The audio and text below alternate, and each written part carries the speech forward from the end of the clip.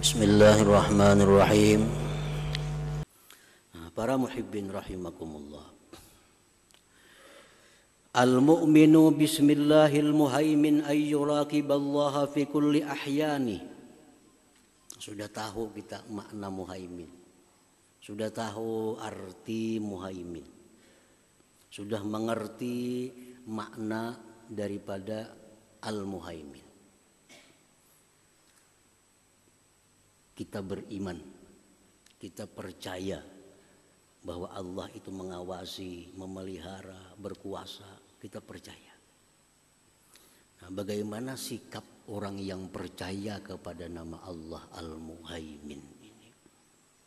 Bagaimana kelakuan orang yang percaya dengan nama Allah Al-Muhaimin ini? Jangan-jangan kita hanya percaya, tapi secara praktiknya kita mendustakan. Percaya kada Allah punya nama Al-Muhaimin? Percaya. Al-Quran mengatakan. Percaya kada arti Al-Muhaimin itu mengawasi, memelihara, berkuasa? Percaya. Tapi kenyataannya dalam kehidupan sehari-hari bertolak belakang dengan kepercayaan itu. Nah, orang yang beriman dengan nama Allah Al-Muhaimin tadi, ayyuraqiballaha fi kulli ahyanih, bahwa dia merasa diawasi oleh Allah pada tiap-tiap keadaannya. Itu orang beriman dengan Al-Muhaimin. Dia selalu merasa diawasi oleh Allah. Tiap-tiap keadaannya. Fi yaqazatihi, fi harakatihi, wa sakanatihi, wa yaqazatihi wa manamihi wa kalamihi wa sukuti hatta ma'adhmara fi qalbi. Dia merasa diawasi oleh Allah, gerak-geriknya, diamnya, bangunnya, tidurnya, berbicaranya, sampai apa yang tersimpan di dalam hatinya. Hati kita ada dengki dengan orang, tahu Allah, walaupun orang tidak tahu. Hati kita ada syirik dengan orang, Allah tahu. Karena kada terlepas dari pengawasan Allah Subhanahu wa ta'ala. Nah, orang yang beriman dengan Al-Muhaimin ini, dalam keadaan apapun dia meyakini dan merasakan bahwa diawasi oleh Allah Subhanahu wa ta'ala. Nah, diawasi.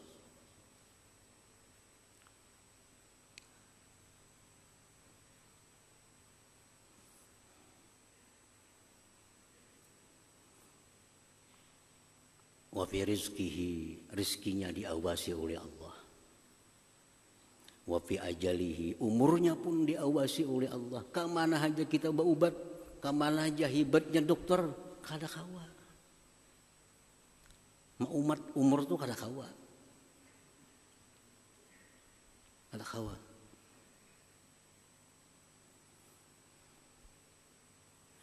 Fayatawalladu min dzalik al-haya wa ta'addub ma'allahi ta'ala bimtithali awamirihi wa ijtinabi nawahihi ta'ala.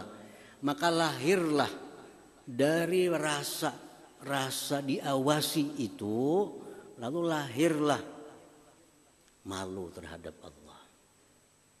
Malu.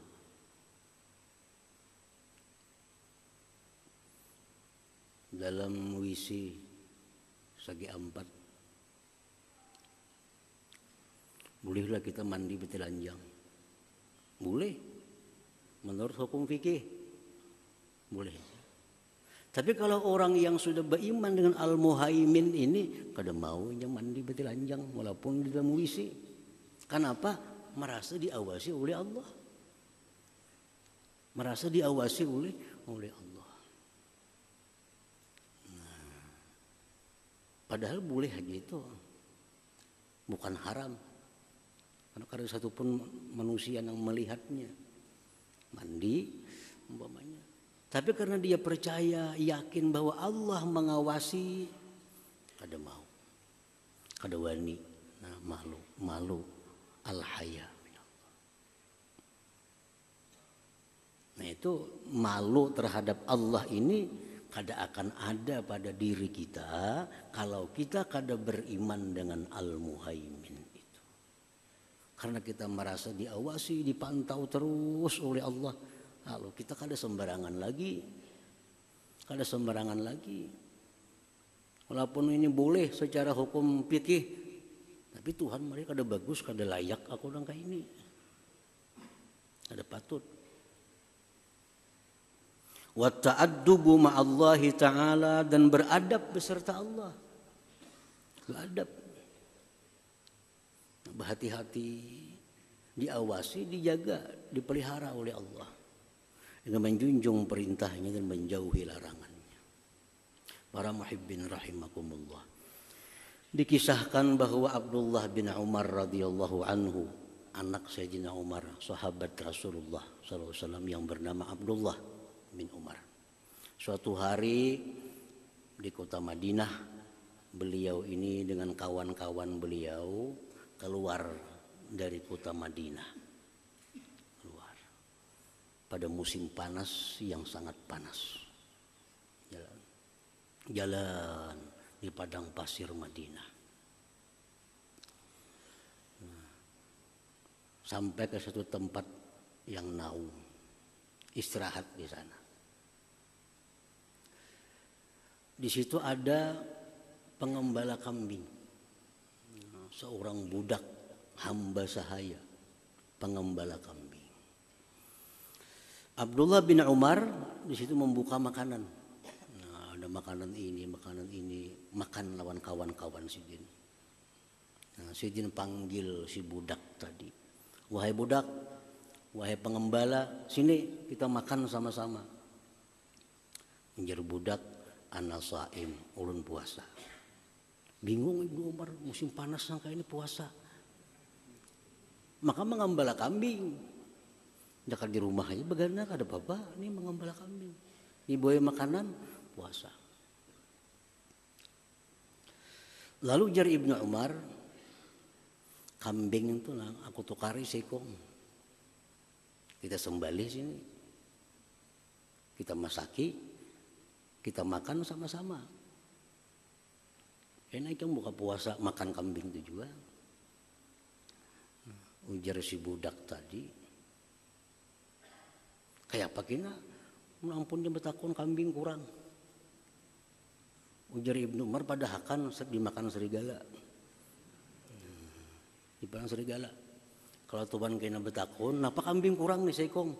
Padahal kan tak kuluhu dzi'ib, serigala makan.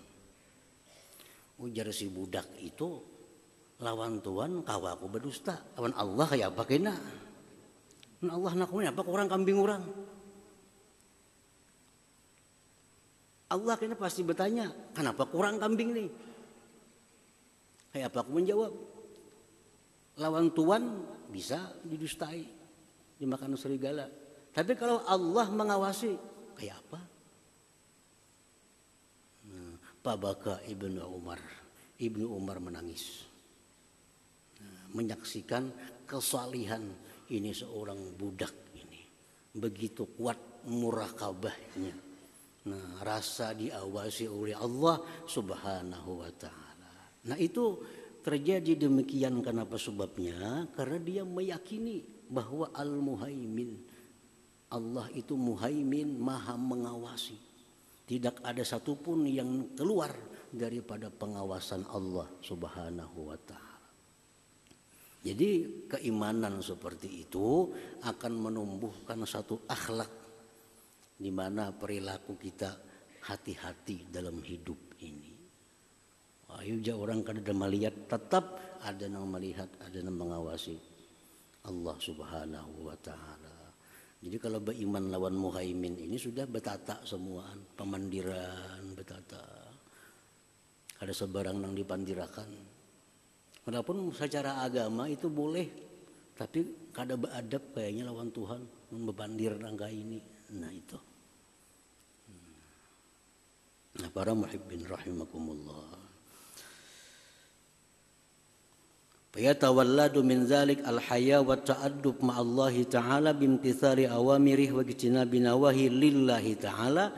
Lahirlah daripada keimanan kepada nama Allah Al-Muhaimin ini perasaan malu dan beradab beserta Allah Subhanahu wa ta'ala dengan melaksanakan segala yang diperintahnya, menjauhi yang dilarangnya, lillah ta'ala, semata-mata menjunjung perintah Allah karena Allah Subhanahu wa ta'ala.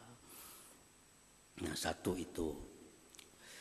Yang kedua, orang yang beriman kepada Al-Muhaimin itu la yatruku dzamban min dzunubi illa wa yatubu minhu ila Allah ta'ala. Dia tidak meninggalkan satu dosa melainkan dia tobat daripada dosa itu. Sehingga tidak ada satu dosa pun yang tertinggal dalam tobatnya itu. Nah, karenanya beriman. Allah itu Al-Muhaimin, mengawasi dan memelihara apa-apa dosa kita yang kita kerjakan, sekecil apapun, selama apapun, ada di sisi Allah catatannya. Namun kita lupa, takajud kena kita di akhirat. Mun kita kadang mengingat-ingat dosa kita, mun kita kadang tobat dari dosa kita, takajud di akhirat. Takajud. Nah, kemarin ada berbuat dosa, maka diingat lagi nah. Mau kita kada tobat. Jadi tobat ini jangan seminggu sekali. Kada ingat lagi yang diperbuat. Nah, jadi para ulama menjelaskan, Imam Ghazali dan lain-lainnya, hendaknya kita setiap sore kamarian menghitung diri. Napa yang dikerjakan mulai subuh tadi sampai sore. Kan kada terlalu ngalih mengingatnya, kada sulit. Mulai subuh tadi aja. Karena pagi hari kita mengingat lagi apa yang kita kerjakan malam tadi. Ada kesalahan-kesalahan, langsung tobat kepada Allah Subhanahu wa ta'ala. Sehingga kada ada satu dosa pun yang tertinggal, semuaan masuk dalam tobat kita itu. Tobat. Wa alla yatruka dzamban min dzunubihi illa wa yatubu minhu ila Allah ta'ala. Kita 3 hari sekali sudah kebanyakan. Kalau kau ingat lagi apa-apa yang kita pandangi, apa-apa yang kita dengari, dosa-dosa apa yang kita perbuat, kalau sudah 3 hari sekali tobat itu. Nah, jadi paling bagus tobat kepada Allah sehari 2 kali. Itu bagus banget sudah. Lebih pada itu makin bagus lagi. Langsung aja berbuat dosa, ala kasih tobat. Kada usah menunggu tengah hari, kada usah menunggu malam lagi. Makin baik lagi. Supaya di akhirat kita jangan takajud melihat catatan kita. Karena Allah Al-Muhaimin ini selalu memelihara. Kada akan hilang dari Allah sesuatu apapun yang pernah kita perbuat, yang pernah kita ucapkan semasa hidup kita di alam dunia ini. Yang ketiga, orang yang beriman kepada nama Allah Al-Muhaimin wa ayyakhshallah ta'ala al-mustawli alaih wa huwa yaqdiru imda'a hukmih fi kulli waqtin aradah wa bi kulli amrin aradah. Bahwa dia takut kepada Allah yang berkuasa penuh atas dirinya, dan Allah itu kuasa meluluskan hukum keputusannya pada tiap-tiap waktu yang dia kehendaki dengan tiap-tiap perkara yang dia kehendaki. Takut lawan Allah karena tahu Al-Muhaimin, tunduk bagi Allah segala sesuatu. Artinya apa? Allah itu bisa memutuskan sesuatu kemudian meluluskannya di waktu yang dia kehendaki dengan sesuatu yang dia kehendaki. Allah putuskan kita mati jam 10 ini, bisa. Karena berkuasa penuh, berkuasa mutlak. Apa yang dikehendakinya terjadi. Kita habis berbuat taat, kalau Allah hendak mematikan kita, kuasa. Habis berbuat maksiat, kalau Allah hendak mematikan kita, kuasa. Harta yang kita miliki, sekejap kalau Allah hendak menghabiskan harta itu, kuasa. Kuasa. Kawa benar artinya. Dan bila Allah menghendaki ini, kada kawa siapapun menghalanginya. Nah kalau sudah tahu sedemikian Allah, kada takutan juga, kada beriman ngarannya. Orang yang beriman pasti takut kepada Allah itu. Karena Allah kapanpun dia menghendaki, dengan apapun yang dia kehendaki bisa. Nah ini yang membuat takut kepada Allah subhanahu wa ta'ala. Nah para muhibbin rahimakumullah. Jadi Al-Muhaimin ini merupakan kumpulan dari beberapa makna. Ar-Raqib mengawasi, memelihara dan menguasai. Nah itu Al-Muhaimin.